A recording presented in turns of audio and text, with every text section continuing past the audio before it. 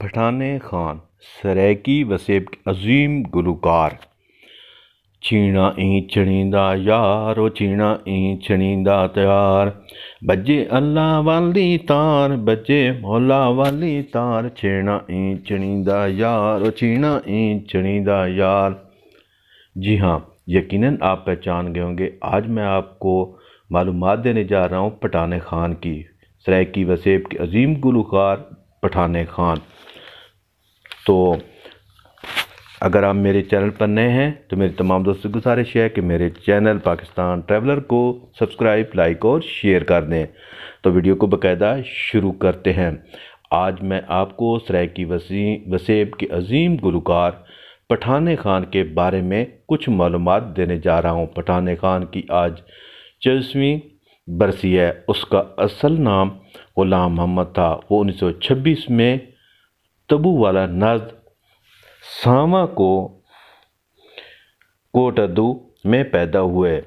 آپ 1926 میں تبو والا نزد سانواں کوٹادو میں پیدا ہوئے۔ 16 سال کی عمر میں ملتان کے استاد امیر خان سے موسیقی کی سیکھنی شروع کی۔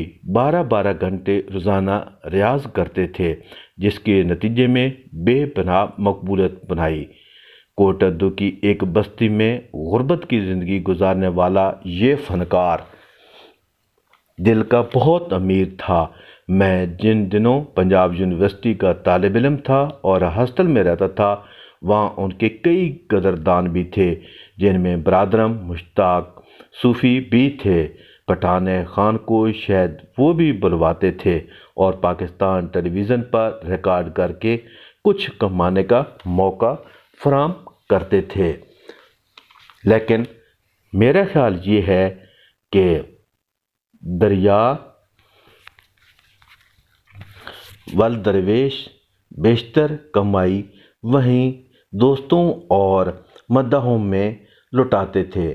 1976 میں پٹھان خان نے ایوان وزیر اعظم اسلام آباد میں پٹھان خان کے اعزاز میں محفل سجائی۔ پٹھان خان نے عارفانہ کلام سنایا۔ خواجہ فرید کی کافی میڈا عشق بھی تو بار بار سنتے رہے۔ اس موقع پر پٹھان خان بھٹو نے کہا، پٹھان خان کوئی خدمت بتاؤ، کچھ بھی بتاؤ۔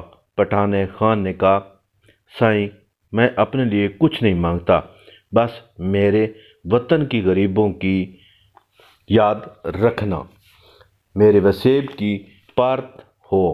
پٹھان خان کو تمغہ حسن کارکردگی بھی ملا۔ 9 مارچ 2009 کو وفات پائی۔ تو دوستو، یہ تھی کچھ معلومات سرائیکی کے مشہور فنکار، سرائیکی وسیب کے مشہور فنکار، pride of performance Pathan Khan کے بارے میں معلومات۔ اگر ویڈیو اچھی لگے تو ضرور میرے چینل کو سبسکرائب، لائک اور شیئر کریں۔ اپنا خیال رکھیں، اپنے ارد گرد لوگوں کا بھی خیال رکھیں۔ ملتے ہیں ایک اور نئی ویڈیو میں، اس وقت تک مجھے اجازت دیجیے۔ اللہ حافظ۔